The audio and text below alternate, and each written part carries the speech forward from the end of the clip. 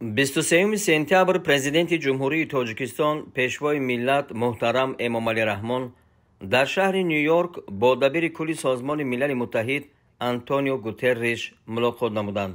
дар мулоқот рушди ҳамкории тоҷикистон бо созмони милали муттаҳид ва ниҳодҳои он мавриди баррасӣ қарор дода шуд. президенти кишвар муҳтарам эмомалӣ раҳмон иброз доштанд ки мо нақши созмонро дар татбиқи барномаҳои муҳими сиёсиву амниятӣ ва иқтисодиву иҷтимоии кишварамон қадр мекунем. ҷонибҳо вазъи мураккаб ва зудтағйирёбандаи ҷаҳон, паёмадҳои буҳронҳои иқтисодиву молиявӣ, камбизоатӣ ва ноамнии ӯзқавориро муҳокима намуда, амалҳои дастҷамъонаи ҷомеаи ҷаҳониро дар ин самтҳо зарур шумурданд. ба масоили тағйирёбии иқлим, норасоии оби ошомиданӣ, обшавии пиряхҳо, нобудшавии гуногунии биологӣ ва вазъи иҷтимоии иқтисодӣ, расидан ба ҳадафҳои рушди устувор, татбиқи рӯзномаи 2030 ва натиҷаҳои саммити оянда таваҷҷӯҳи зиёд зоҳир гардид.